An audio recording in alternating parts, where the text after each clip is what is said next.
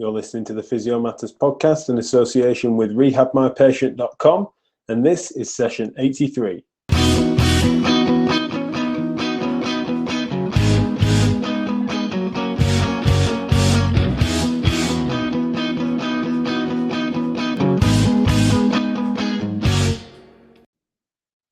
Welcome back to the Physio Matters podcast. I'm still Jack Chew. Thanks a lot to everyone that's given us some feedback for the acute low back pain episode with Michelle Angers from last month. Bit of a barnstormer, certainly really moved a lot of people, moved a lot of commentary. Certainly that's what we want to be doing, is provoking some discussion, but certainly the vast majority of feedback coming through. Very popular episode indeed. And so thanks to Michelle and thanks to you all for listening and for feeding back.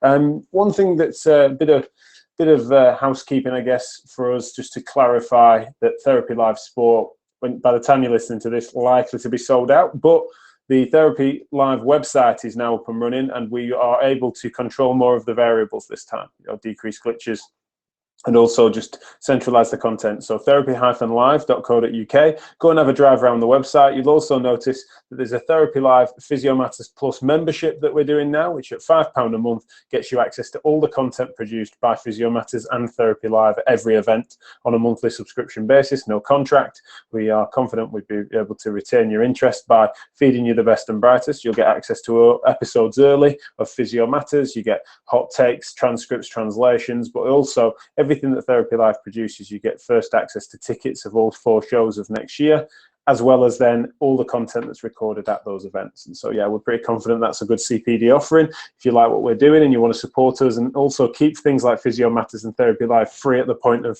live access, then hopefully you'll join us on Physio Matters Plus. So do check it out at therapylive.co.uk or, sorry, therapy-live.co.uk or physio-matters.com.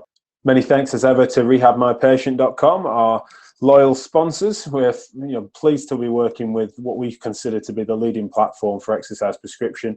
In this age, we need it to be simple. We need it to have a good digital interface. We need to move past sheets and handouts of exercises that aren't versatile or can't be individualized to patients with ease.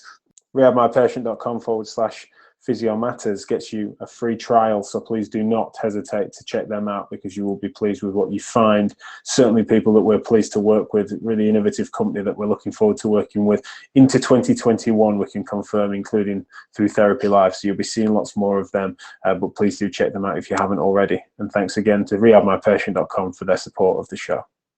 So today's show is, we've been wanting to do this for a long time. It's like a performing arts dance episode. I think it's one of the most challenging patient sets that we can think about, and also just provides a number of different challenges with what they're asking of their bodies. And so when sometimes put through a standard MSK lens, it doesn't really apply very well. Some of the principles do, of course, but generally speaking, it takes a bit of a closer look. And so we've been thinking about how we could approach that. And finally, we recognise that Liz Bayley was the perfect person to do that. She'll explain a little bit about her background and as a dancer as well as a physio. And so it's just a fascinating exploration, this conversation, as to lots of the oohs and ahs, especially very practically relevant. We do talk, of course, about what the evidence informs us of and what logic and reason brings us to understand. But generally, it's great to sort of talk about her job and experience, both as a dancer and then as a therapist to dancers and performing artists in musical theatre and what that means. So certainly really pleased to bring you this episode, and so here is Liz Bayley.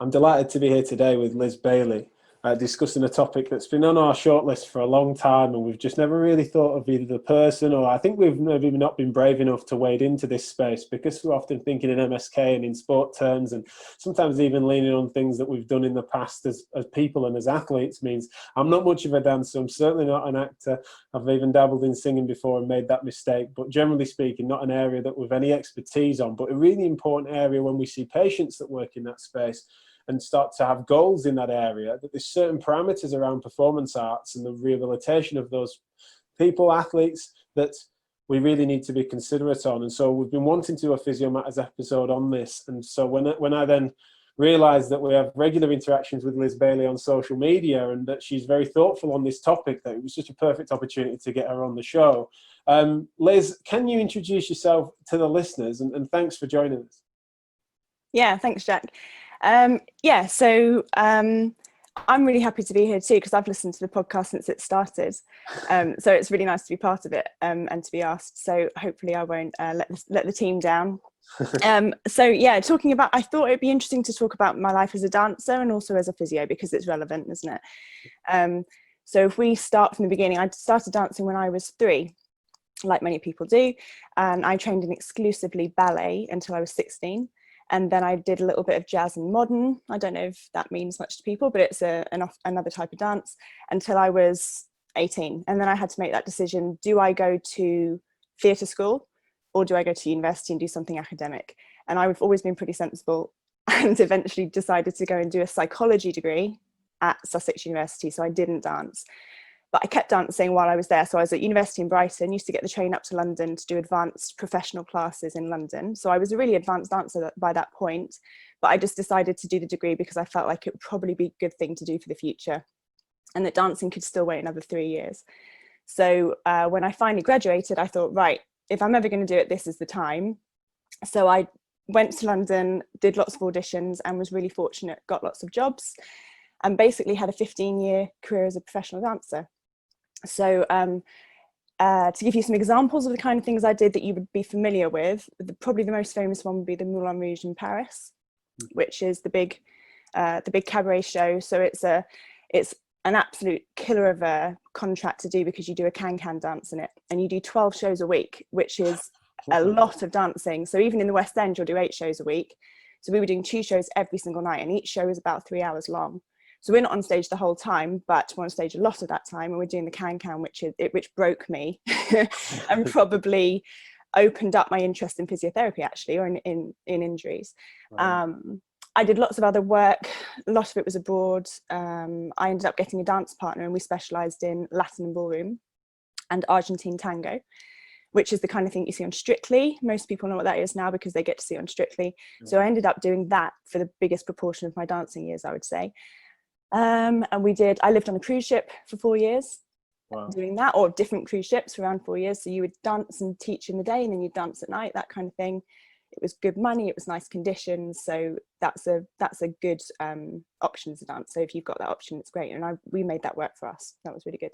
We came back to London in 2008, and we were approached by Strictly to potentially be one of the professional couples in Strictly. Right. And that ended up falling through, which made me kind of think, right, okay, what am I going to do with my life? I'm going to have to stop dancing eventually. And I've been thinking about being a teacher or a physio, and physio was always the thing that appealed to me. And because I had my BA in psychology, I wanted to do a master's in physio. I didn't want to do another 3-year degree. Sure. But no one would take me. So I had a BA in psychology. For them. Yeah, well, no, at the time, I think they were probably right. I had an arts degree, even though it was in psychology. I had no other physiotherapy experience at all, and no science A levels. So what I ended up doing was a sports therapy advanced diploma. I actually did it in Manchester. So I don't know if it was near to where you guys are, but that lasted about a year. So that taught me basic anatomy, a little bit of exercise prescription, physiology, loads of hands-on work. So sports, massage, mobilizations, joint assessments, all kind of a pretty basic level, I would say now, but good enough that you can get into the industry in that way and work. So once I was graduated in that, I had all the contacts, and I went and worked in theatre straight away. So I had loads and loads of patients because I had all those contacts. I got a job with a big physiotherapy company as a sports therapist. So they would send me backstage to the big shows in the West End. So I was working in things like Jersey Boys, Matilda, Wicked, Singing in the Rain, all of them, basically Chicago, Chorus Line.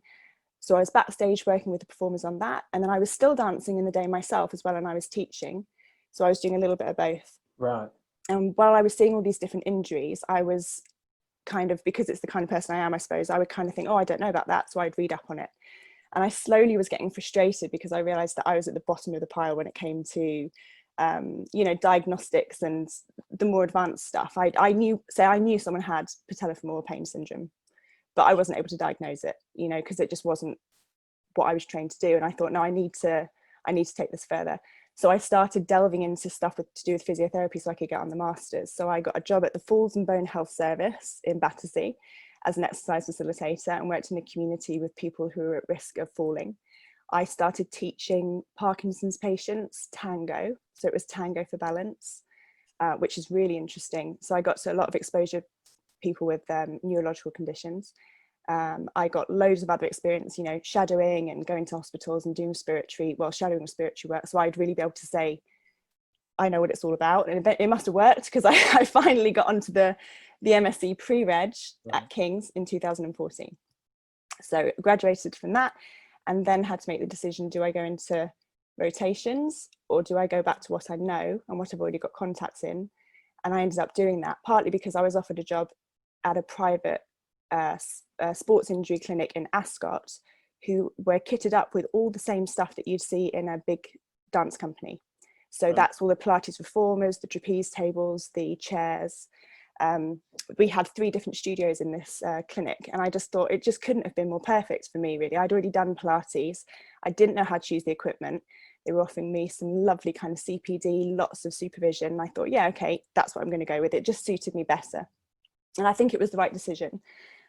So I've worked with them ever since I graduated, and obviously become a senior physio and worked my way up through that. I've also worked in theatres as a physiotherapist now, not as a sports therapist, through my contacts. And I work with a theatre company called the MTA, which is the Musical Theatre Academy in North London, which is quite a small theatre school. It's about 50 students altogether over 2 years, but it's an exceptional school. It's won Stage School of the Year twice since they've been open. So I work alongside the mental health nurse and counsellor there. We've got a nutritionist, that kind of thing. And so that kind of forms my day-to-day work now. So that's a long answer. But, it's important for us to gives you an idea of what I do. Yeah, well, no, that's brilliant. And I'm really glad that you did that, because had you have doubled down on the professional, I'd have picked into the backstory, because it's incredible to hear about. And obviously you've been able to give lots of detail there. I can't help but ask, the intense sort of a competitive performance aspect that will have made you high performance and elite athlete in your space.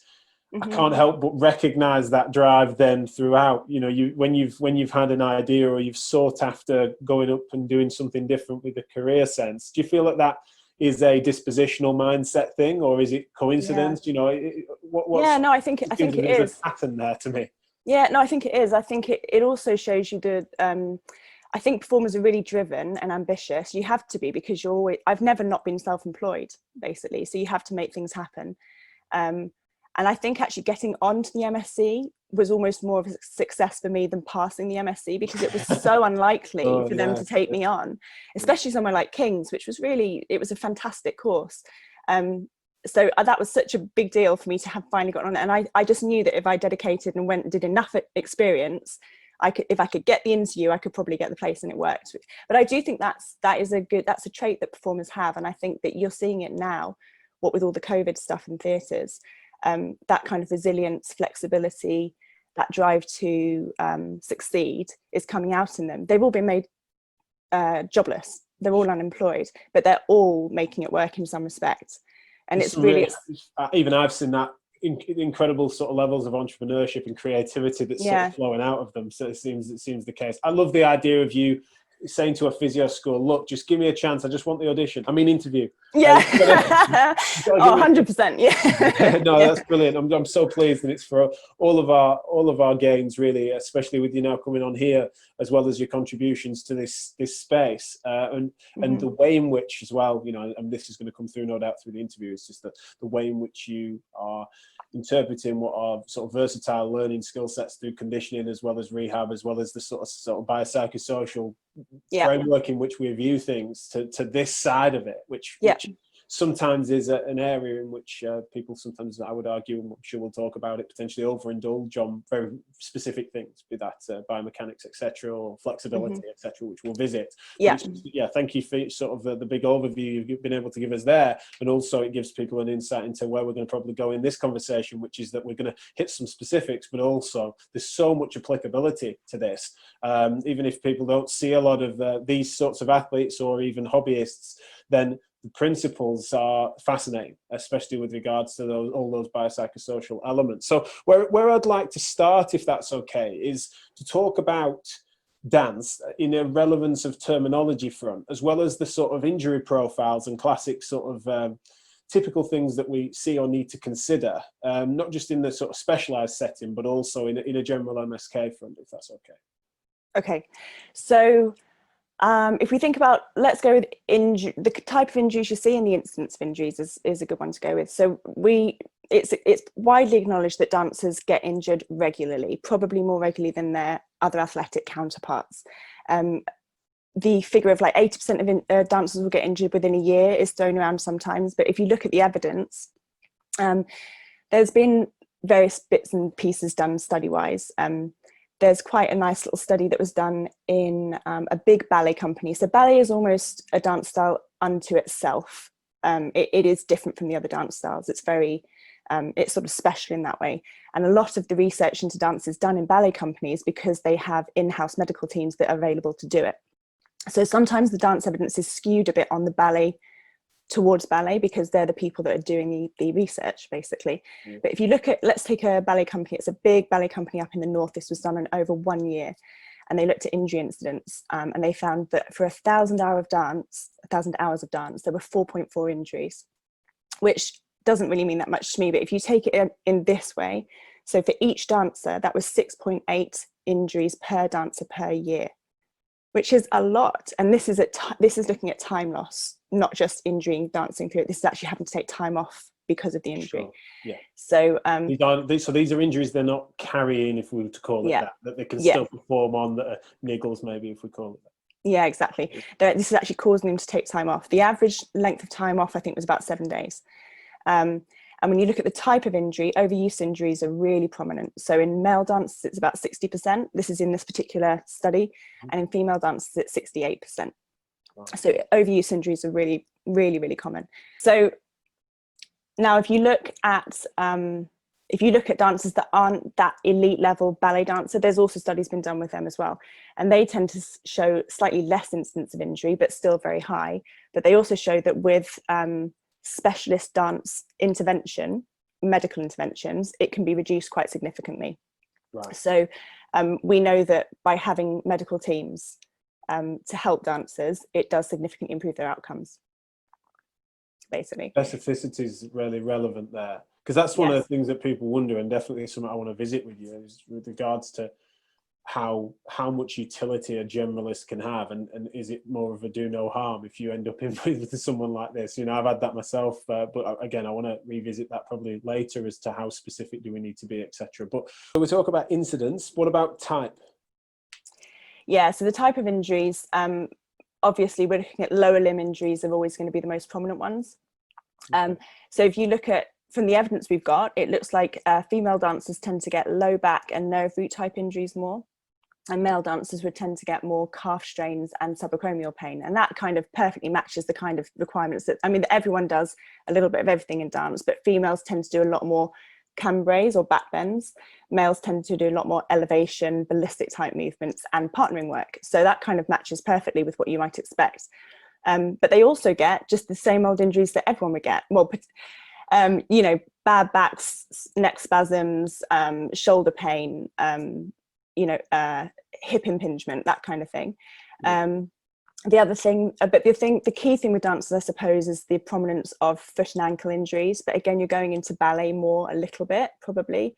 The really high levels of foot and ankle injuries happen because of dancing on points. Sure. Which you're really not going to see unless you're working with a ballet company. So I know for a fact that dancers go to NHS outpatient services, because they did when I was a student. So even when I was some of my MSK placements were at St Thomas's in Waterloo, and I saw probably 4 different dancers. I saw a yoga teacher, I saw a gymnast, and they were all given to me because of my background. So they definitely walk in, they're referred by GPs just to normal MSK services. So even if you're not a dance physio, you probably will see dancers and performers, because I did when I was a student in the NHS. Yeah. And I think if you're going to if you ever want to specifically work with dancers, it's really important that you learn about terminology that dancers use. But if you have a dancer sitting in front of you and you've never come across it before, I think you just have to treat them like you would with anything that was unfamiliar. Like if I had, say, a golfer come to me, I've never played golf before, you can kind of find some common ground with them. Oh yeah, my uncle plays golf. whatever it is, and kind of form that the therapeutic relationship is really important, just for them to understand that you're open to what they do and that you understand there might be something special about it and different is probably enough.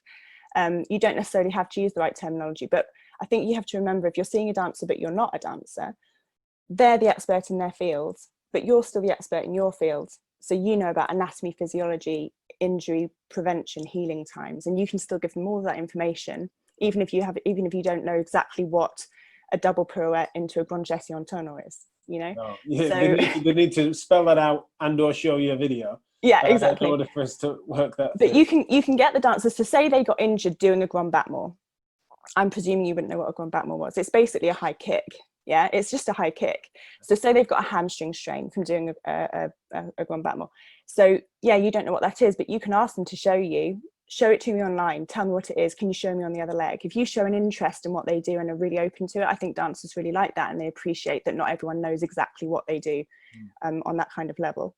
It weighs in a little bit on this point that I referred to earlier, where if, say, there was a dancer of a high level that then was, say, in an emergency department because they had a query fracture, right? So that was an appropriate place for them to go. They'd come through and say that they were seeing someone that was then they'd been appropriately reassured that they hadn't got a fracture, or even say that they have or something. But it's just that this is an area where I think that I've seen a lot of second opinion stuff that's come through this way, that there's a dancer that's then been told by a generalist something that has been quite a bold call for them to make, which is that, you know, certainly don't dance on point for that for 6 weeks, or for them to you know, this is not something to be, you know, run on it but don't dance on it, and some real quite bold calls that have not been appropriate necessarily for the expertise, it seemed, of the clinician, from what we can tell, and that's still sometimes scarred a dancer in various ways. And I'm seeing them many months later, of course, then trying to unpick this.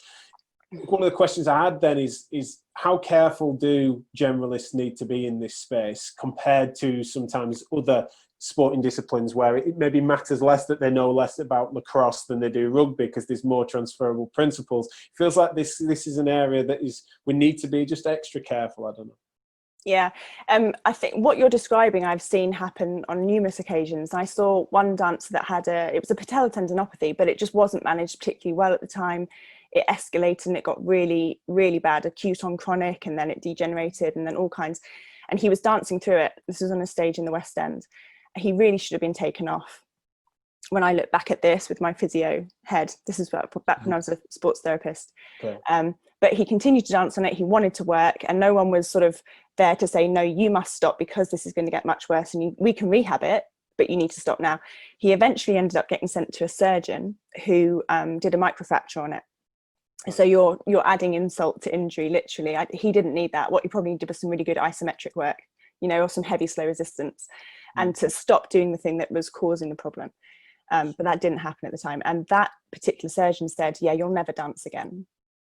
And this is a friend of mine who I worked with as a dancer, but I also worked with him later when I was a physio on one of the West End shows. And he phoned me in tears because he'd been told by a guy in a white coat that he would never dance again. And this is his life. This, you know, I don't know me not being a dancer. I started when I was 3 before I even had memories, and he was the same. So yeah, I think you often hear this where I don't want to tar everyone with the same brush, but orthopedic surgeons who'll make comments like that kind of off the cuff because they're thinking very structurally. They might not be thinking quite so psychosocially, and they do make comments that I think they underestimate the effect it'll have on dancers, on people, on patients, on other people, other athletes, but particularly on dancers, because if you tell a dancer they'll never dance again, it's catastrophic. So, and no matter what I said to that guy, it never came out of his head. So it's a hard one once it's been said to undo. And I think that, for example, so you were saying something like if someone in A&E says, oh, you shouldn't dance on point, blah, blah, blah. I wonder if anyone would actually say that, because that's quite a big call to make, isn't it? Like, I wonder if they would sort of feel qualified to make that decision. I think if you're looking at a dancer that's doing, say, point work, they usually have, well, they'll be in a school with hopefully really good dance teachers that can help guide them a little bit, but they would need definitely specialist physiotherapy for something like point work. So if you think about ballet being almost like a subsection of dance, because it is so different and the demands are particularly tough in certain areas, particularly point work, you're definitely going to want to get someone who has worked with dancers to make those kind of calls. And really specific rehab, really specific for foot strength and placement and all of that kind of thing. When it comes to the behavior, I want to move us towards like the sort of, we talked about classic types, classic cases and stuff, and we're purposely being general here because we could do a podcast, no doubt, on posterior ankle pain of the ballerina, right? Yeah. But we're not doing that, right? We're going big picture, and no doubt, you know, as long as you don't fall out with me, we'll do something again on something maybe more specific in the future. But in this instance, I want to sort of talk about sort of what sort of behavioural characteristics there are, say, of dancers in terms of their health-seeking behaviour. So what treatments they particularly like, what sort of relationship they have with health professionals, or I'm trying to think of the term, whether there's certain professionals in a coaching therapy space that sort of sometimes between medicine and performance, you know, it's like, what's the sort of culture like in that regard? Yeah, I think, in a way, it feels like kind of what I used to do. So I was kind of that person. I was like between medicine and performance, because I wasn't medically trained as a sports therapist. I was, you know, trained in manual therapy and things like that. Yeah. So if you're looking at health seeking behaviors and dancers, that kind of thing, I suppose as a culture, I think it's getting much better in dance. I think that kind of understanding of the importance of strength, control, cross training is starting to get through to younger dancers. But I think as a culture, we're still really heavily reliant on what we would probably call the less evidence-based type stuff, you know. So and I think dancers say, oh yeah, I get a massage weekly because it stops me from getting injured. And I kind of roll my eyes and think, oh, that's what I used to think when I was a dancer. You know, I always think I wish I knew what I knew now when I was performing 12 shows a week. I'd have been a stronger dancer, a better dancer. I would have enjoyed it more. My career probably would have lasted longer. We should have had a Dance Matters podcast. Is this what you're telling me? Yeah, well, yeah, 100%. It would have helped. I think. So what am I trying to say? So I think, so there's a really heavy reliance on things like massage, adjuncts, foam rolling, manual therapy in order to keep dancers going. Mm-hmm. And I think, like I said, I think there's also, now the balance is coming up, and I think that dancers are starting to understand the importance of strength and training in their programs of work, particularly in the higher levels. I think, like, when you see the big ballet companies, they've got all the equipment that I already described. They've got weights rooms, dancers are in there doing proper strength training, really low levels of repetitions with really high weight, and they're kind of buying into that. Yeah. And I think, does that answer your question? Does, I mean, because the types of relief that they're seeking through massage, manual therapy, foam rolling, other adjunctive care, etc., that does seem to differ somewhat across sporting sectors. So, for example, in the rugby game, you do get some of that, but actually, you see them sometimes they're over medicating pain relief. They're having jabs left, right, and centre to manage certain conditions. And so, even though of a similar behaviour in a sense that they're trying to get some sort of relief alongside rehab, there are different sort of subcultures in which some things are popular and not. In this instance with dancers, is that something that is just a cultural association to those things? Like you mentioned, I used to think that. Like, what was it that made you be in that space? Was it a perception of what it was doing and how it was managing, maintaining you? Or was it more just that you didn't really care where the relief came from? It was just part of how you sort of felt better about yourself? Yeah, I think it was just lack of education, 100%. And I mean, bear in mind, so I never went to theatre school, but we're talking nearly 20 years ago. And I think that theatre schools now are coming up to date a bit, and they're getting people like me in to talk to their performers about healthcare, strength training, injury prevention. So it's something that I do with the MTA students. So I go in when they're first years, and we have a big chat about why would you get injured? How would you stop that? What would you do if you did? You know, all of that stuff. So I think back when I was a dancer, it was I just didn't know. Really. And the funny thing was that if I did do something like yoga on the side, I would perform better. My back would bend more easily. I would feel stronger. I would kick higher. But I never really put two and two together that might be why. I don't know why. I think in a way, I think my problem was, especially when you're doing 12 shows a week, is I thought, oh no, I have to rest. So if I'm not dancing, I should be resting. But in actual fact, rest is really important. But what I should have been doing was maybe 2 or 3 times doing a week, doing some cross training. So strength training, working. Just something different. Something different. Yeah, something different. So even though I was physically knackered, also you're quite nocturnal doing that job. So I wouldn't get to bed till maybe 3 in the morning. So it's really hard on your system, because once you finish a show, say, I think we'd finished a show about 1 in the morning. So by the time you'd taken makeup off, had a shower, walked home, eaten something, it was nearly 3 a.m. by the time you got to bed, by the time you'd wound down.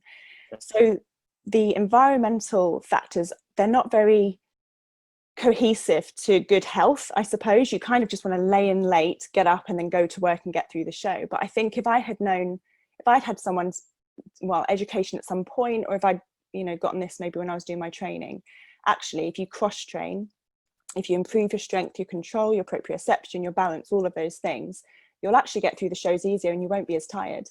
I just didn't know that. And that's the message that I try to give to dancers and performers when I speak to them now. So whenever I speak to my first years at the MTA, that's a key message for sure. Right. I just wanted to give you an example of how insane dancers are. There's this one, it's a good example so that people understand what I mean. So I was working backstage at a show, and before the shows happened, the dancers were on the stage warming up, and I could hear a load of kind of screaming, but it was from the boys in the cast. And I was asking what was going on, and that what they were doing was rolling out their ITB on a metal bar. And the reason was to see who could give themselves the biggest bruise, basically. I mean, it was insane. I was like, but why are you doing that? It's not just to get the biggest bruise, surely. And they said, oh no, it's because apparently it's good for our knees, And I mean, how do you even begin to address that? But that's the kind of mentality that you get. So they feel like, so no pain, no gain is something that I try and teach dancers. So actually, when you go for a massage, it doesn't have, for example, it doesn't have to be agonizing for it to work, or you don't have to do things to the point that you feel like you're going to break to make a difference. I think that dancers have this incredibly high pain threshold, and they like to push themselves into it, for good or for bad, They're quite used to training themselves and the tissues then in that space, that it sort of makes it normalized to them, and therefore they make those associations then with the treatment that they get, that they need to have someone else strain their body in that direction. Yeah, and the classic, and this was something I thought really at the time, I'm sure you'll remember this. Remember recently on Twitter, there was that whole thing with Dame Kelly Holmes? Yes. You remember when she was having there was that tiny cupping on her, like around the Achilles tendon, and the therapist was working the foot into plantar flexion, dorsiflexion, and everyone was up in arms because it just put such a bad message out there for the public. And my first reaction was, God, dancers would love that. because they kind of would, I think, but I think it... Yeah, I think it kind of carries through, I think, that elite level of sport. And you saw in the comments on Twitter, it was the elite sports physios that were kind of advocating it and saying, yeah, but it gives them the extra inch, or it gets them to run that second faster. And I think it's really rife in elite sport, and I think dance is part of that.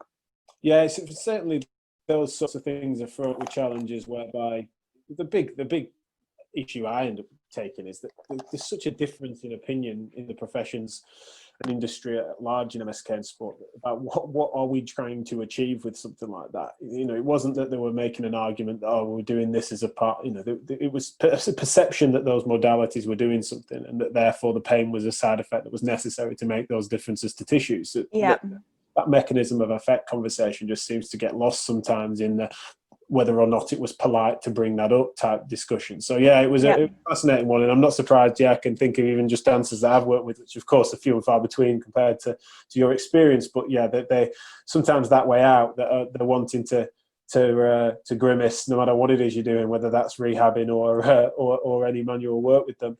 I want to ask a little bit about sort of a lifestyle and the medical overlay to that lifestyle, factors that could affect things, be that at different levels of dance.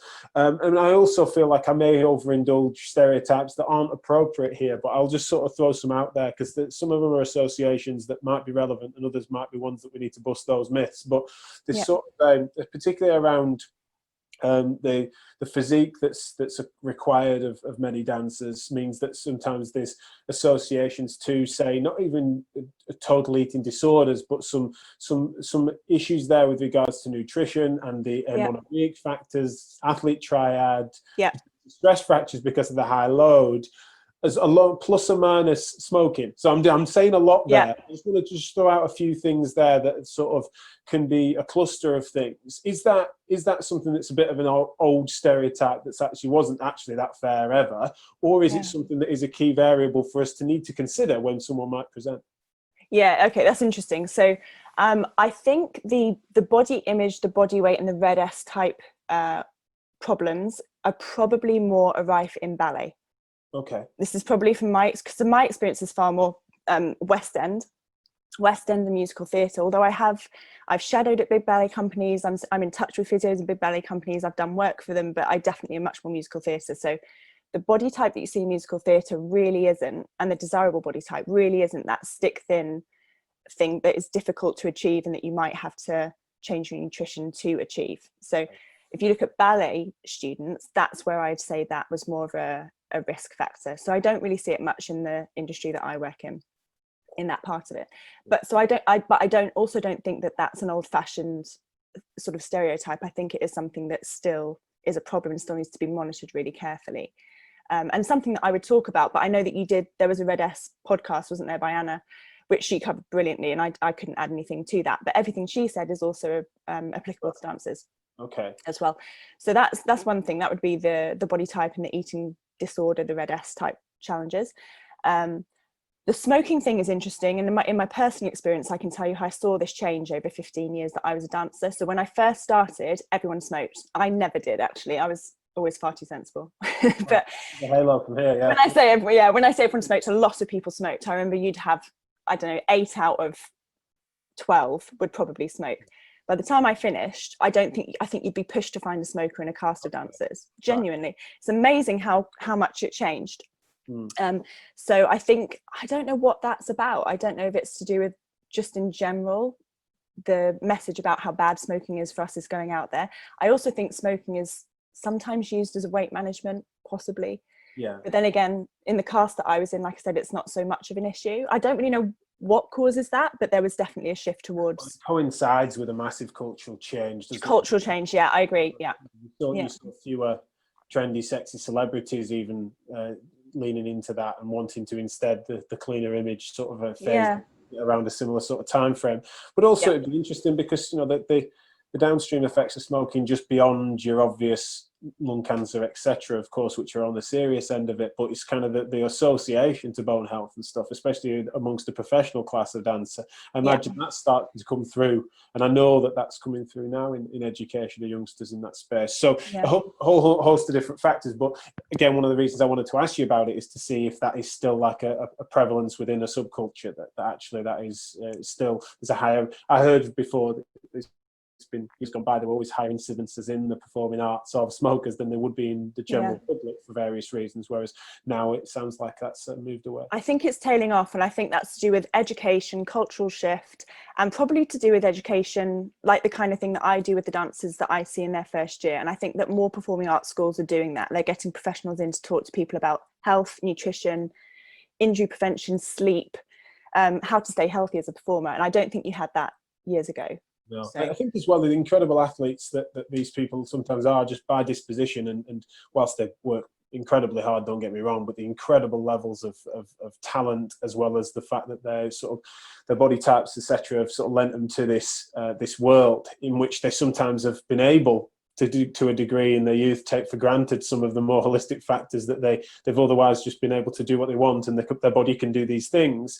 That those things are being taken less for granted in people's teens, from what I can gather. And as I say, your work has taught me as much on that as anyone. I think what I would wonder, just one last question on culture, with regards to the sort of high performance side of the performing arts. How much is there any rock star style culture to it? So you mentioned you clock off at 1, and you mentioned bed by 3. I can only imagine that especially the atmosphere, as well as the fact that is something that is the celebration that can occur even on a show by show basis, and the adrenaline being high, is there not then a party culture that attaches to that influences?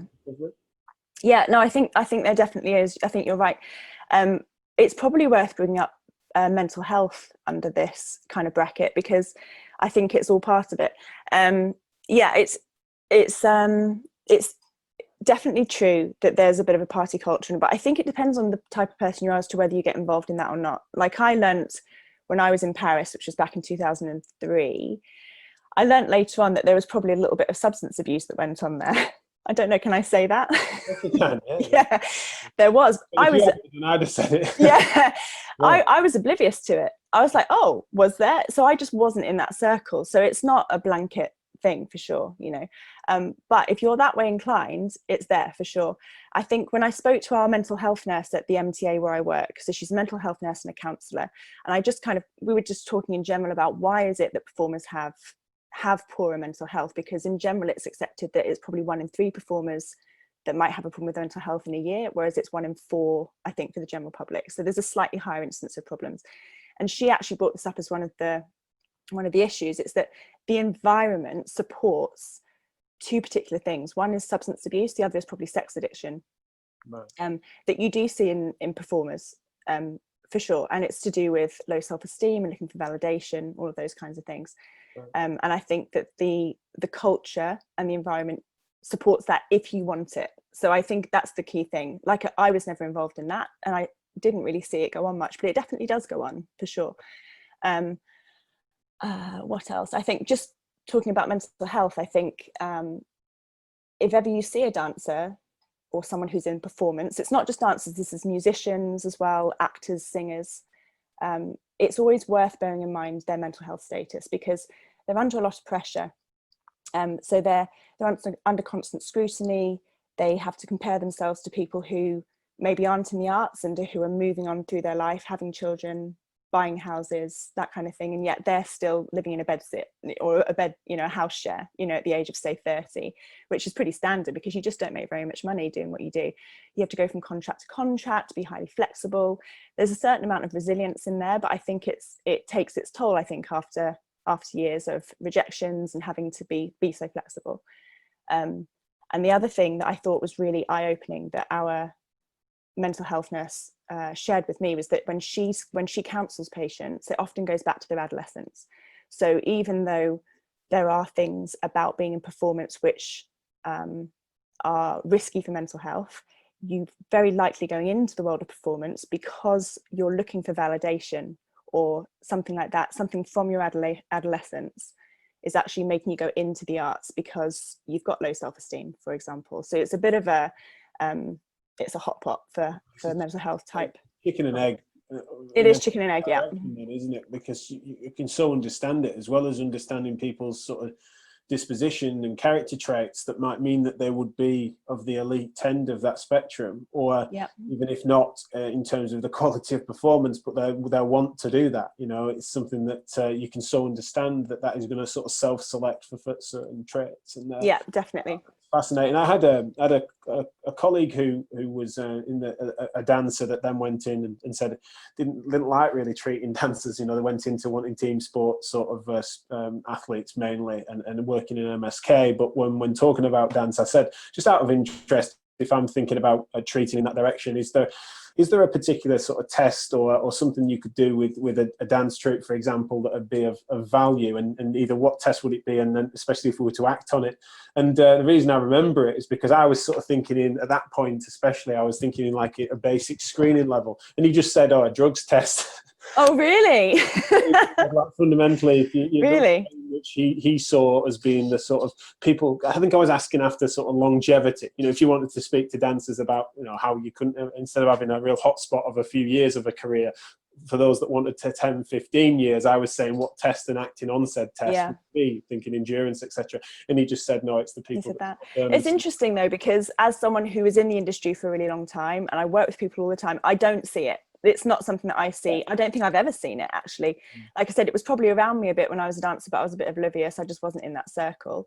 And I haven't really seen it when I've worked with dancers as a physio. So I think it might be a bit of a stereotype, but of course it's there for a reason, isn't it? Yeah, potentially. No, it's interesting, and certainly something that we definitely don't want to paint with too broad a brush or make No, for sure. direction. But for this, and for the reason we're talking about it, is because these are factors just to have in mind. It's something that's well worth just considering those variables, and especially for say that's conditions or substances that may influence physiology in a meaningful way that's relevant to why someone might be presenting, or something's just not fitting. Yes, yeah, 100%, yeah. Developing a relationship in which you can at least tease those questions, ask those questions, and tease things out in a really mature way that's professional. Yes, it's something that's well worth us even considering, even if it is just in 1% and therefore not representative. We just want to be bearing it in mind because it could be a factor influencing recovery. The recovery, and that's the whole point of talking about mental health, isn't it? I mean, I bring it up and I think, well, so what? But the point is that if there's a mental health problem, let's go with anxiety and depression, which is rife for sure. I see it in loads of when I do screening, you see a lot of it in the students that you meet. Why does it matter? Well, the point is it does interfere with recovery. It makes pain conditions more, it causes people to suffer more. It causes them to interpret things wrongly. It can extend injury times, all of that kind of stuff. So it is really, really applicable to us as physios. So that's why it's important. Yeah. Yeah, absolutely. What I wonder then, if we can sort of talk about, because I think whilst we're talking about generalities in the space, I'd love to sort of go into the sort of flexibility meets hypermobility sort of discussion, because it's something that, foam rolling and massage being part of the culture, then incessant stretching, or what are essentially not stretches, they're just demonstrations of flexibility that almost become part of the routine that you see a dancer do. When fundamentally they're taking themselves to an end range that's never been in question. These are incredibly flexible people. Is that something that is just, a harmless habit, or is that sometimes pathological? Okay, so when it comes to flexibility, there's there's almost two schools of thought, I always think, of the way that we understand that people increase their range of motion after a course of stretching. So you've got your architectural changes, which is that the muscle is actually increasing in length by adding of sarcomeres to increase the fascicle length. So that's one way. And the other way is the stretch tolerance theory. And when I first learned about that, I found it really fascinating, because a lot of my life I've spent stretching and trying to become more flexible. So learning that actually it might not just be about getting the muscles to be longer was a really interesting concept to me. And if you ask a group of dancers, like I often do, why do you think you get more flexible after you've been stretching for a while, they will pretty much 100% of the time say, oh, because the muscles get longer. But I think that's just a general population understanding, so what I say, of course, they're not wrong, because there's evidence to support that, isn't there? But what I always say to them is, you're right, but I think it might be more complicated than that, because we also think it might be just the way that you start to get used to it, and it's called stretch tolerance, and I tell them about it. And I think we're just on that though, the dancers, they're one of a few groups that actually will probably lengthen, because they actually do often sustain. Because that's the thing, it's usually a misnomer, because people are like bouncing into a hamstring stretch for 8 seconds and stuff like that three times. Whereas with dancers, they probably do meet the threshold in which they probably are adding it. So it's not necessarily a myth, but it's also not the mechanism that's making the most difference. Possibly. Well, it probably is in some cases, but you're absolutely right. Like, how many populations actually spend at least an hour a day stretching in some capacity, And that's the criticism of the studies, isn't it? Like, but who's going to do that, So it's a really good population to kind of see that in. And the key thing about the architectural changes is that in general, this is really generalizing, but the literature would say you need to make it intense. So you're looking at 7 or 8 out of 10 for discomfort, because you're trying to get plastic deformation of the muscles. So, and I think that's the way the dancers think too. It's that no pain, no gain thing, 100%. So they push hard into their stretches and they work really hard at it, and they think the more this hurts, the better it's going to be. And in a lot of cases, they will get more flexible.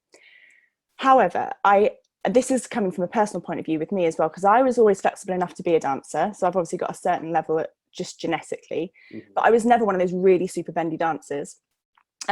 What I used to get was, as through the course of either a rehearsal period or like a term when I was a student, I'd start the I'd start and I'd feel pretty good. I'd be able to kick my leg and it wouldn't feel too bad. And then as the weeks went on, I'd almost get stiffer in my attempt to try and increase my flexibility. And if you talk to dancers, lots of them will report this, which is really interesting, because you're, like you said, you're in that cohort where they should be the ones that are really seeing the changes in the muscles. So why would they feel stiffer?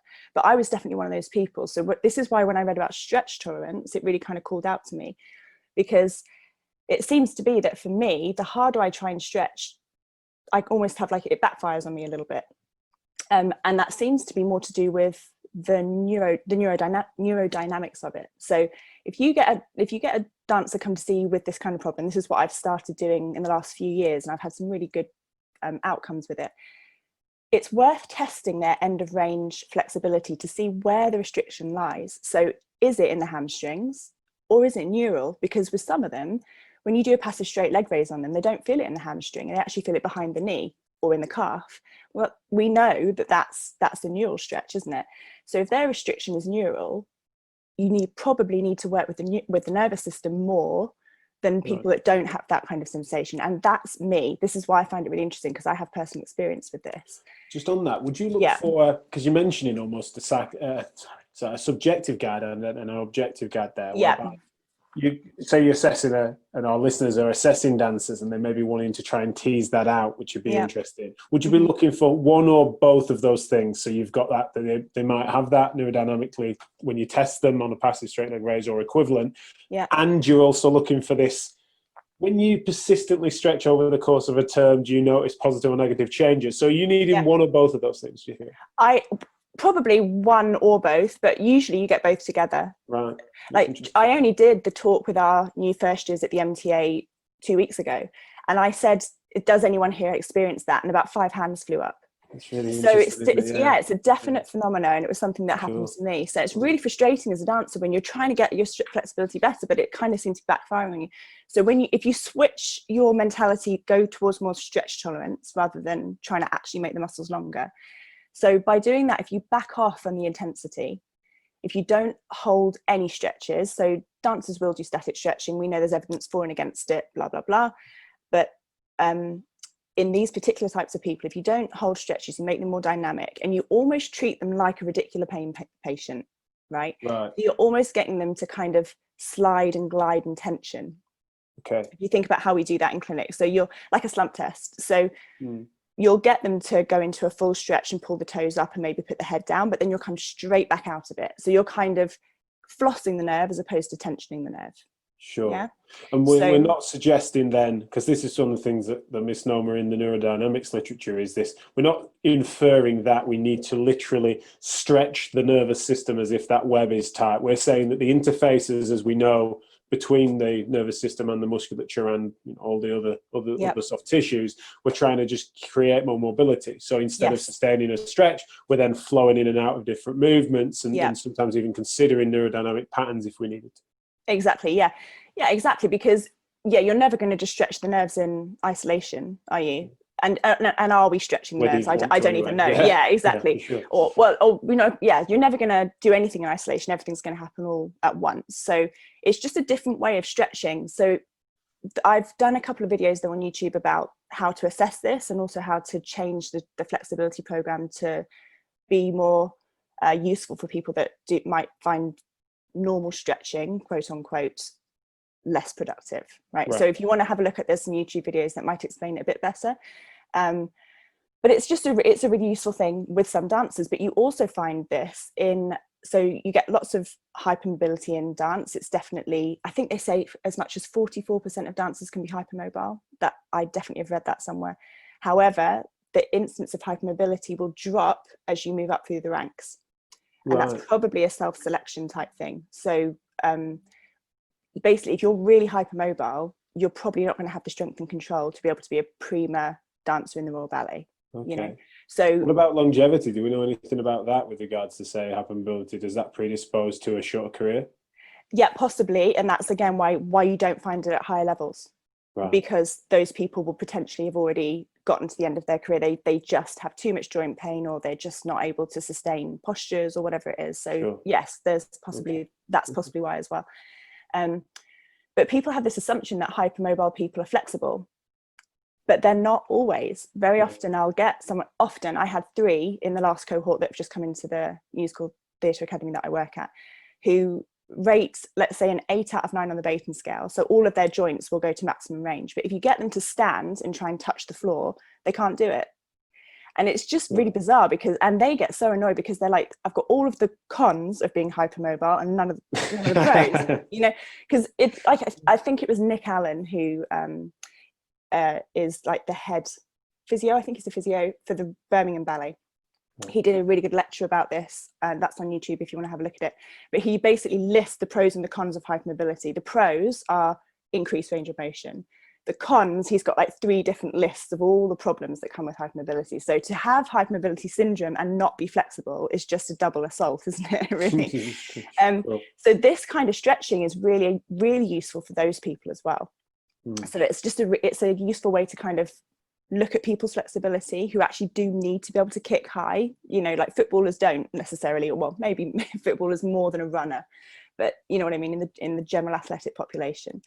And then just talking about the hypermobile population, just to finish, you get those hypermobile dancers that are so flexible you can't believe it. And this is, I see this often. It's the kind of flexibility I'm talking about is probably a little bit rarer. This is the kind where you'll have them on the plinth, you'll take them into a passive straight leg raise, and I'm not kidding, you'll go from nothing to 12 o'clock, so their leg is up next to their ear with 0 resistance. It's like you can't even just, I'm not like that at all. My leg will go to about 110 degrees and then I'm like, oh. So to feel that sort of level of absolutely no resistance is really incredible. But then you see what they can do and you think, well, of course. And I've got quite an interesting case study. I was working with a girl in the West End who was in the show. She was hired for her flexibility. And there was a particular piece that she had to do and she had to kick. And in the course of a month, she made her nose bleed twice because she kicked her nose, basically. So she kicked and bashed her face and the leg came down. So she, if you think about it, hard, hasn't she? She's not just really clipped hard. it as it decelerates either. Yeah, she properly, and so that's part of the reason that she came to see me. She said, I don't think I can keep doing this. So to have a look at why that was happening, you have to look at their proprioception, don't you? Because she's clearly got no understanding of where her leg is in space. So if you get them lying on a plinth and you say to them, so I use clock face training, which is probably kind of self-explanatory, but if you imagine they're lying and then their feet are at say 6 o'clock and their head's at 12, and you say to them, okay, take your leg to 3 o'clock, which would be a 90-degree stretch, right? Can they do it? Are they accurate? This girl would take her leg nearly to 1 o'clock, like 1, 2 o'clock. So she'd go way past the point that she thought she needed to when I asked her to take her leg to a certain place. Does that make sense? Yeah, it does. Yeah. Are you doing that, say, with her eyes closed? Or you mean it even? Yes. Yeah, with eyes closed. Sorry, yeah, eyes closed. No, it's all right, because I can still see the utility of her, even if she had her eyes closed and you had to do it quickly. And you think it'd still be a useful exercise. But I see what you mean. And you're getting her to close her eyes, and she's just not got that. She's not getting the what we'll classically consider joint space, but actually she's not getting the proprioception from the musculature, is she either? No. So we sometimes use that joint position sense with the shoulder, don't we?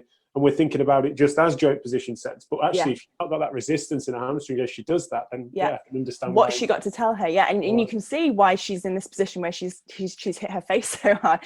So the training that we ended up doing, so I basically said to her, look, do you stretch? And she's like, oh yeah, I stretch all the time. And I'm thinking, my God, it's like those pictures you see on Instagram of gymnasts with their feet on one chair and another chair and their bodies down in the middle. They're in an overstretched position. And it's very impressive, but actually they're the last people that need to be working on passive end of range mobility. You know, they need to be working on that kind of range of motion with strengthening and control so that they can place their leg there. And a lot of them can, like if you look at a rhythmic gymnast, they can place their leg there, but some of them, for example, if you kick, you've got the momentum of the leg as well, haven't you? So trying to control that is slightly different from taking the leg up slowly. So it's just to give you an example of the real extremes of flexibility and how it's not always beneficial, and how you have to train strength and control into you have to get them to do that as part of their conditioning work, basically, so that it actually improves the aesthetics. It makes them look better when they dance. And that's one way to get buy-in sometimes. You say to them, look, if you do this extra training, it will look better when you kick.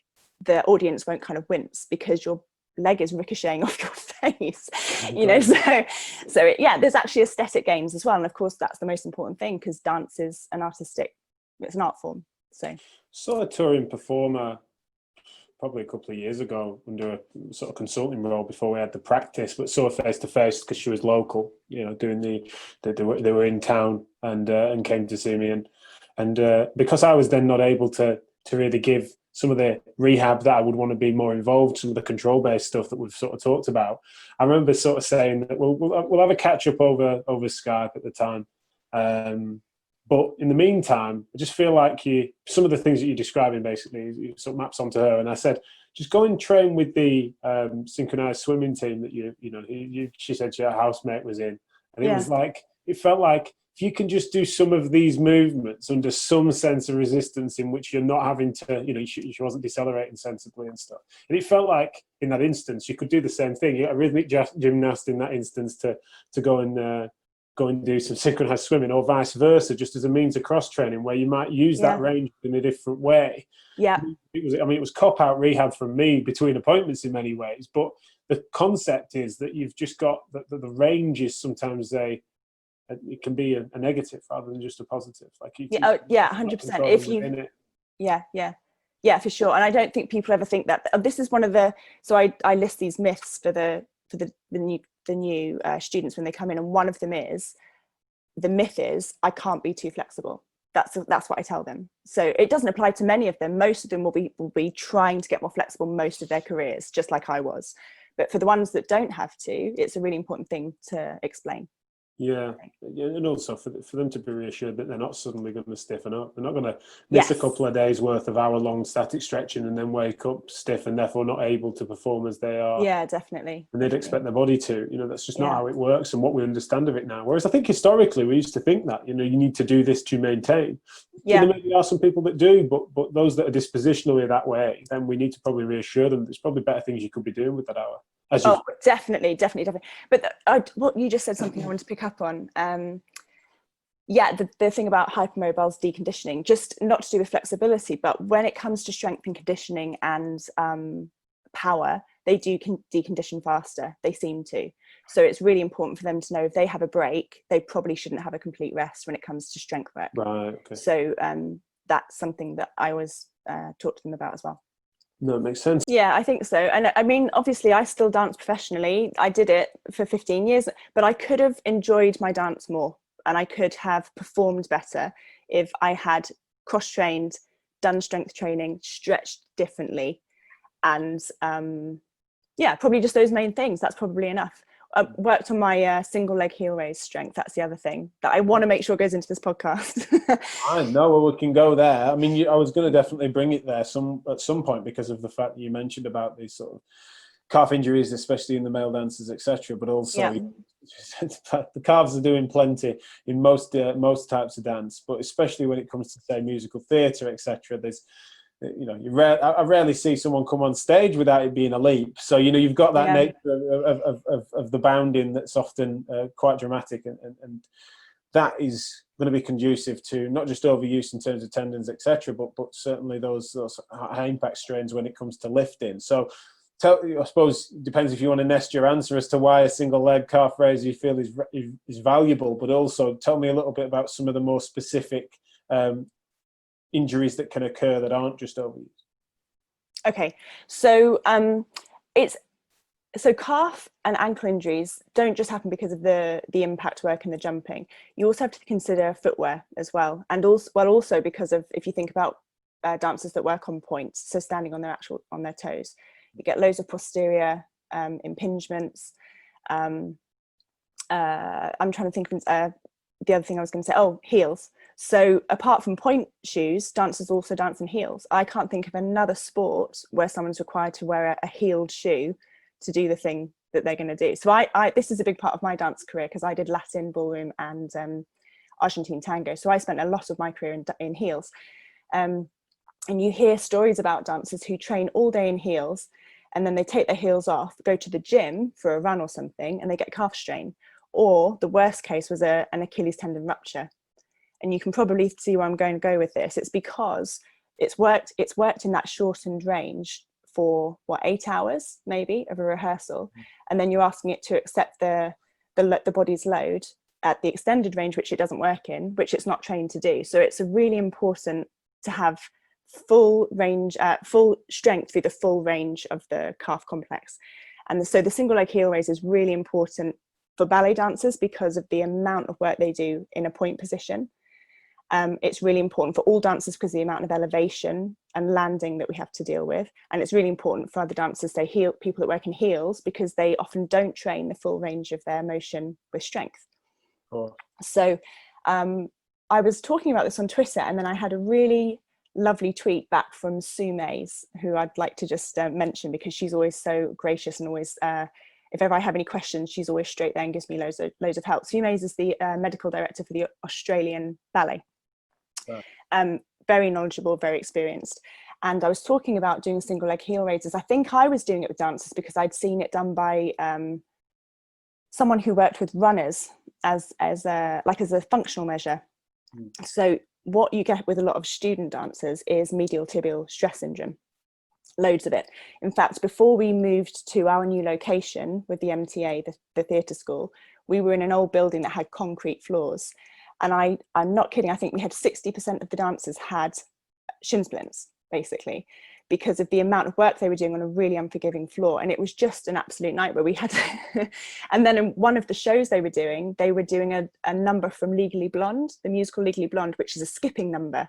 So they've all got skipping ropes, and the whole number is them skipping. So they'd been skipping all day on this concrete floor. They weren't used to it. Everyone got shin splints, basically. So I was trying to tailor my treatments a little bit better because it was something that came up so often. And also I was trying to think up a prevention program as well, because even though the students pay me, so this is interesting, I'm not paid by the college, I'm paid by the students. Right. Some bigger colleges have physios that work full-time for them. Now our college is so small that unfortunately they can't afford to do that. They do pay me to come and do assessments at the beginning, and they pay me to do the injury chat at the beginning, but after that the students have to pay me. So students don't have a lot of money. Oh. So I always see part of my job is actually trying to get them to see me less.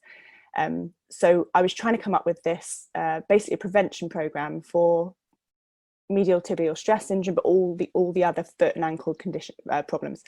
So Nhs sent me this information about a single leg heel raise program that they use with their dancers at the Australian Ballet. And it's really concise. They implemented it, and they found that their rate of injury dropped significantly. Basically, calf injuries, posterior impingement, and foot injuries dropped when they put this for all the dancers to do. And the way that they implement it is they do it once the dancers are fatigued. So once they've done their bar work, do you know what I mean when I say bar work? Yeah. Yeah. So it's when you've got the dancers stand at the side, they have their hand on the bar, and it's a set sort of load of exercises which build you up to get to the center to do the dances where you're actually moving freely around the room. So once they finish their bar work, they then bring in the single leg heel raise exercise. You use a metronome, you set it at 60 beats per minute, and you get the dancers to go in parallel, so it doesn't look like a dance exercise, fingers resting lightly on a bar. You're going to just go up, down, up, down. So in parallel, good alignment, completely extended knee. And you basically go to fatigue. This is when they're already fatigued, okay? And it gives them a measure of their calf endurance. And what Sue came up with after assessing their dancers and after doing this for a number of months is the number of about 25. So dancers that can do 25 calf raises in a fatigued state have pretty good calf endurance and are less likely to get injured.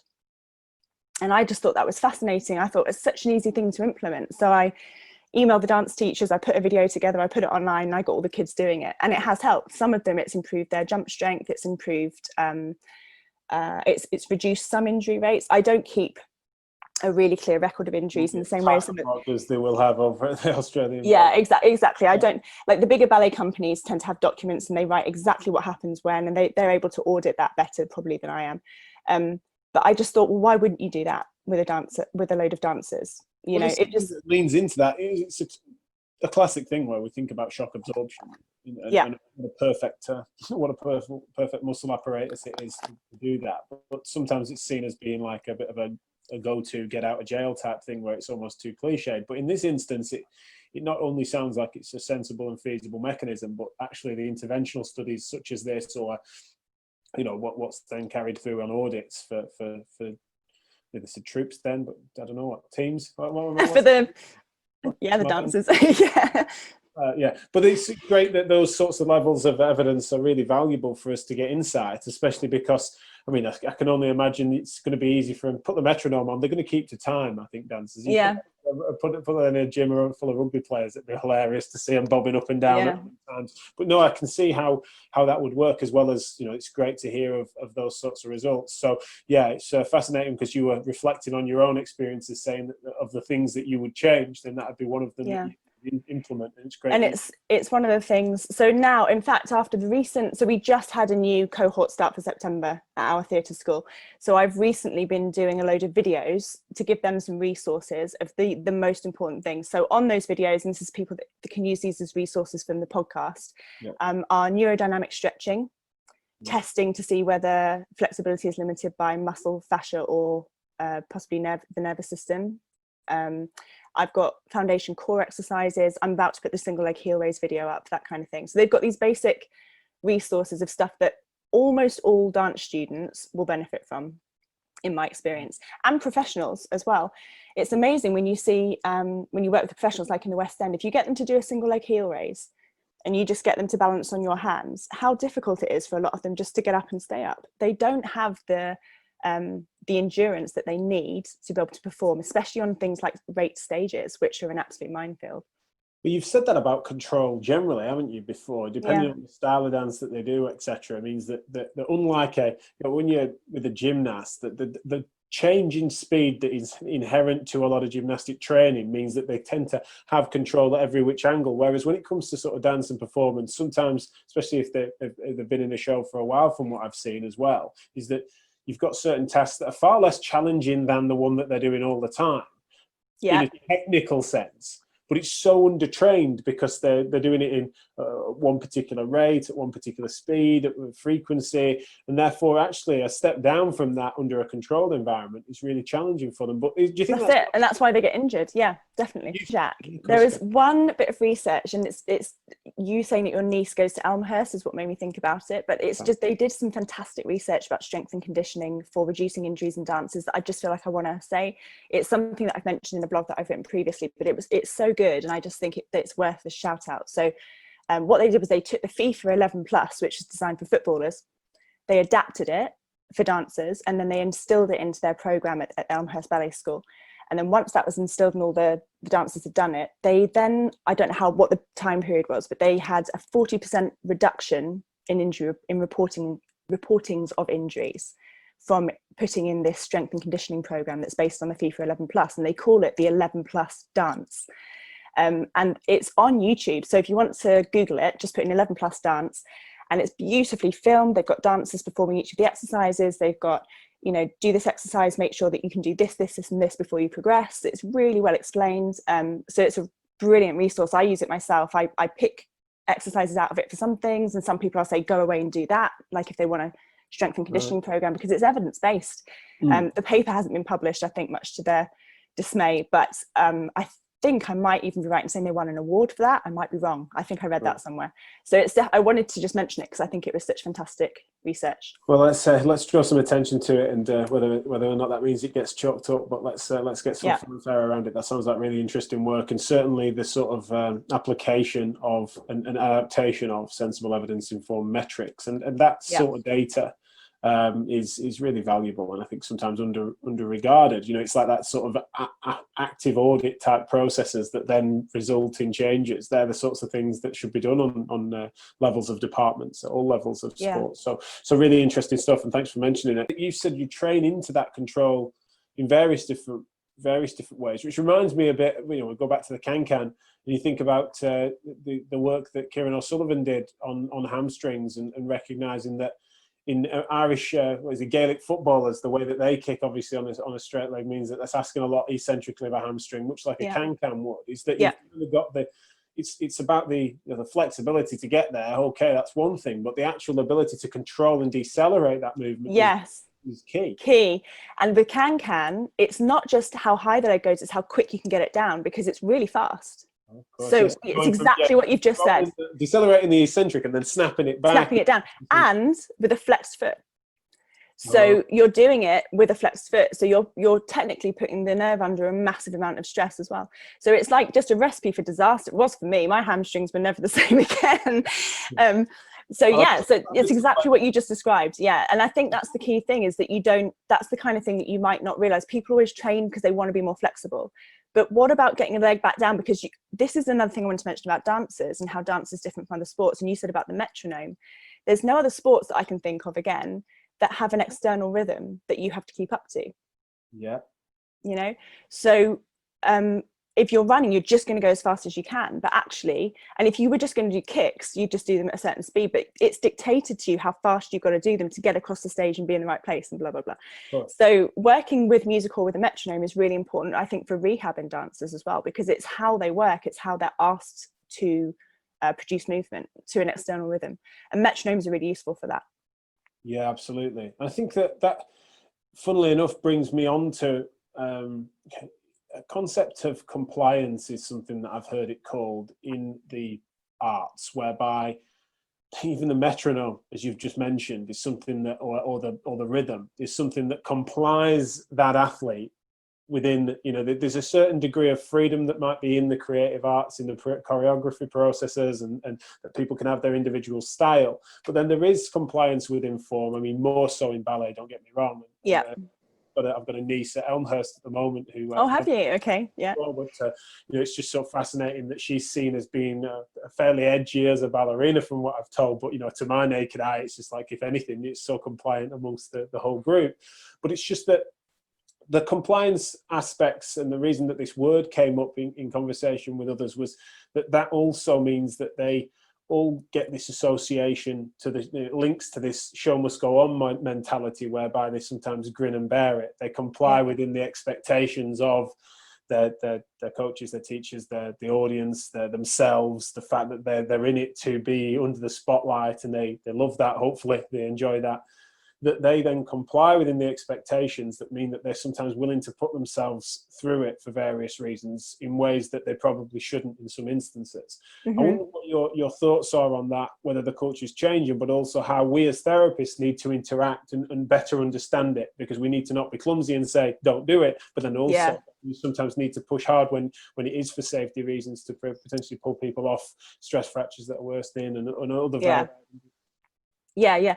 Okay, so I think so there's definitely this kind of this air about dances where, like the phrase you said, like the show must go on. No matter what happens, you go on and you perform, you dance through pain, that kind of thing. And I think that can be the mentality of some dancers, because they are very they want to do well, they're perfectionists, that kind of thing. But actually the way that things are set up, certainly at a more professional level and in bigger companies, is it's kind of set up so that doesn't have to happen.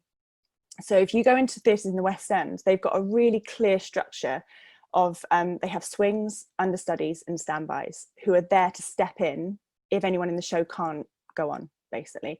And they're used constantly. And if all of them are in use, you can then do things called, you can cut the show, basically. So you can take parts out that won't really matter. You can move people around so that the show can still go on, but still protect the health of the individuals that are in it. And at a very professional level, that's what happens. And that was a big part of what my job was and is. I say was because I, unfortunately, because of COVID, I'm not working in theatres this summer, which I would have been. But that was a big part of my job. So you get a patient, you get a dancer come in to see you. So they've just done one show, they've done the matinee, they're about to go on for the evening, but can they? So I can't think of an example. So they've got knee pain. So you're going to assess it. Is it something that really needs to not be danced on? In which case you speak to the company manager, who speaks to the dance captain, who sorts it out. So they've got the facility to be able to do that. Otherwise, if it's something, so say they're just a bit sore around the joint, they've overdone it a little bit, you do a bit of manual therapy, because actually we know it's going to help them get through the second show. This is kind of comes back to that reliance on adjuncts and massage. So I still use that with dancers, because I think it's really useful, because they live show to show. And when they come and see you, if you can put your hands on them and help them, as long as they're not at risk, like say you obviously you don't do this with a stress fracture suspected, but something else like a achy muscle or a sore joint, if you can put your hands on them to help get them through the next show, not only are they incredibly grateful to you, but you've just saved a lot of work, and it doesn't, you know, you can do that. I think that's one of the really interesting things about MSK Physio, isn't it? You can create immediate changes. They're short term, but they don't need to be long term. You're just trying to get them from show to show at certain levels. The form of pain relief. Yeah, absolutely. And I think I really backfired. The pendulum swung completely the opposite direction for me once I'd done my physio training, because I thought, oh, but it doesn't work. It's only short term. It's not valid. So I used to take my hands off a little bit, and now I'm back to doing what I used to do, but I use the time that I'm with performers to educate them about why things work, what else they can do, how they can prevent in the future. And I think it's really valid, and I think it's also expected. And I think that's why if you work with performers, you need to have good hands-on. You just need to be good at doing hands-on, basically, because it's expected and it's used a lot in the industry. So I think this idea of working through the pain and performing no matter what, it's always a shared decision. So long as that dancer knows that they're not going to make themselves worse. So for example, if we've got a suspected stress fracture, they're not going to go on no matter what. And I'll speak to the company manager and say they can't dance. This is why. We'll refer them on for the relevant management of it. If it's not something as serious as that, then it's still their decision, but it's going to be a shared process with me. How might it be worse? What might the repercussions be? What can I do in the meantime? That kind of thing. And I think then you just make that decision together. But there's always that provision for them not to go on if they don't have to, in general, I would say. And then at lower levels or at student levels, I think it's just a case of learning when to push through and when it's just something like DOMS, or when not to push through, like if you've got bony pain, that kind of thing. And if I mean, like for example, you say your niece is at Elmhurst. Yeah, so she'll be there with the relevant medical team, so they should advise her appropriately. I think as a culture, I think we're not asking dancers to push through pain as much as possibly in the past. Well, that's one of the things I was going to ask, is that you kind of, again, it's one of the things that someone outside of the dance world means that you're sometimes even playing on Hollywood stereotypes now of dance teachers of old, and sort of the association sometimes even to, you know, Russian gymnastic teachers and stuff, and the cliches that come from overstretching and sometimes asking too much of athletes and things that aren't fair. And I'm not suggesting are representative now, but it's just that I imagine that there is a difference in expectation, but also hopefully a difference in judgment level for people that are needing to opt out of certain things at certain times, rather than be considered a symptom of weakness or some mental fragility. Whereas hopefully if we're being thoughtful, is that coming in now, like it is? Oh yeah, I think so, yeah, for sure. Even with the inclusion of things like understanding the importance of mental health, all of those things, I think healthcare in general is much more inclusive, or we think about everything now. And if someone's you have to think about why might someone be pushing to go on stage, or why might they not be pushing to go on stage, is the other thing. So you often get dancers who are constantly injured or constantly in pain, and yet objectively they shouldn't be, and they're the ones that also ring alarm bells. Yeah. So that's when you have to start thinking about, do they want to be here? Are they self-jeopardizing? That kind of thing. So you both ends of the spectrum, I think, as well. Yeah. Awesome. That's really interesting. Now, just to wrap up then, Liz, I just wondered if you can give us some top tips as to what you feel, especially a general MSK audience, should be really bearing in mind when they see dancers of any level presenting to them.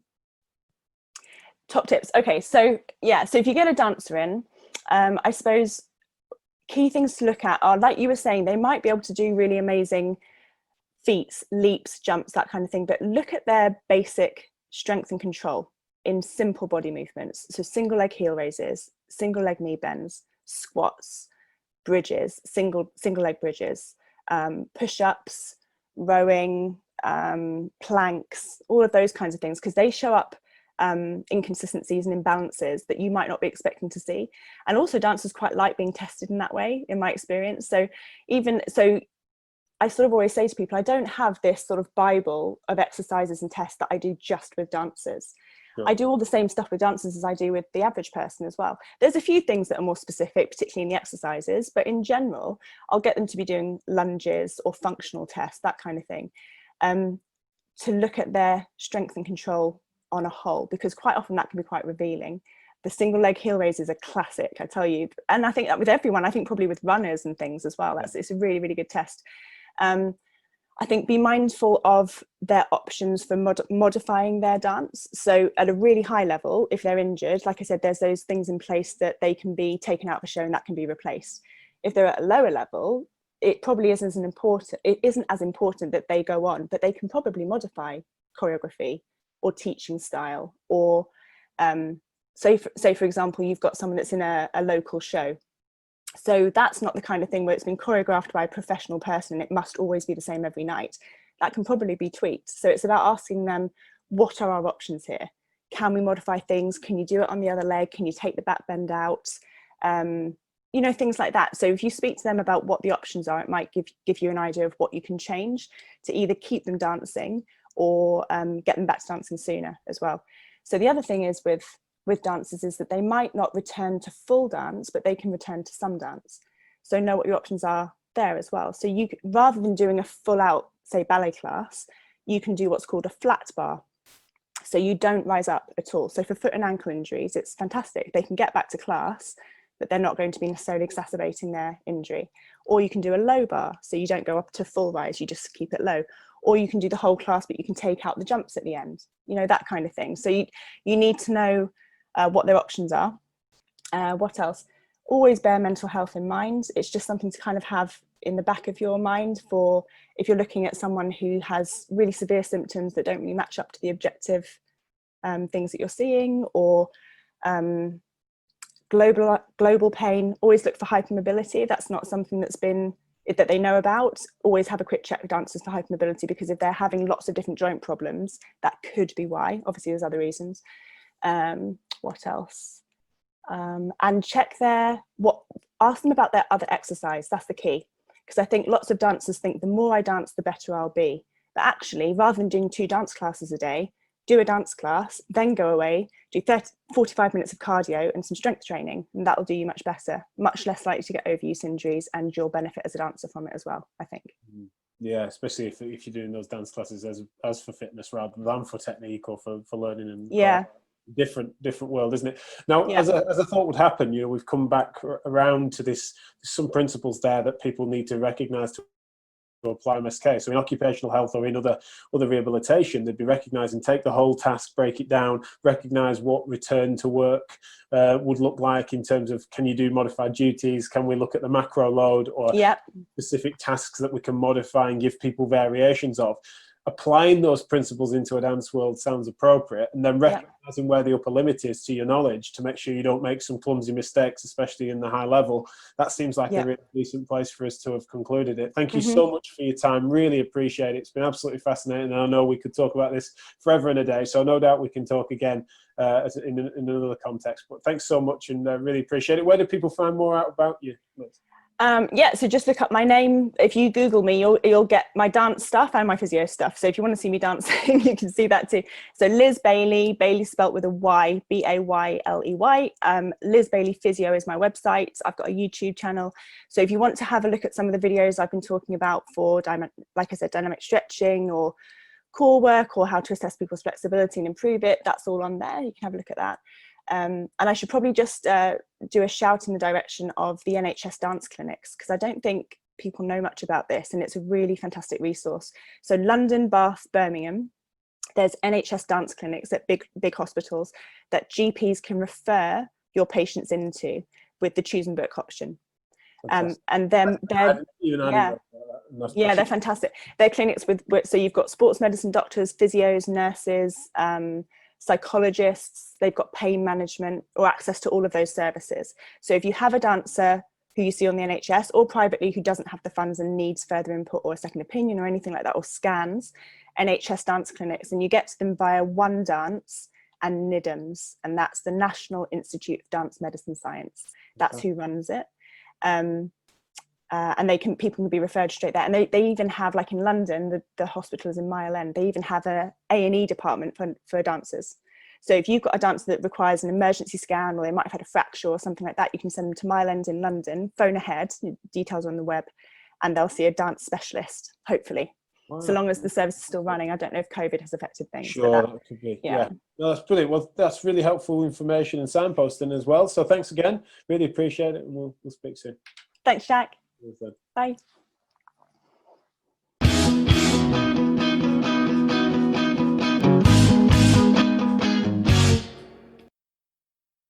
And there we have it, session 83. Can you believe it? We're getting through them. Soon that 100th episode, 100 months. I'm looking forward to it. We need to try and work out what to do for that celebration, don't we? Got a little bit of time yet, of course. So yeah, many thanks to those of you that tuned in last time for feedback. I hope we can get similar sort of levels of that for this episode. It's a fascinating conversation, and there's some extra time that's on Physio Matters Plus that we'll be able to bring you from this chat about the specifics of what it might mean in musical theatre, and how what people are asking of their bodies as athletes and artists, essentially, that really can influence their movement behaviours. It's a real niche conversation that we went into, but really fascinating for how that will help you to treat this style of athlete. So many thanks to Liz, many thanks to you all. Do check out the websites as I described, therapy-live.co.uk. Please have a drive around that and get your feedback in, as well as physio-matters.com for all things Physio Matters Plus. So thanks a lot to everyone, and I leave you with our cheesy sign out that Liz was quite delighted to do. See you next time.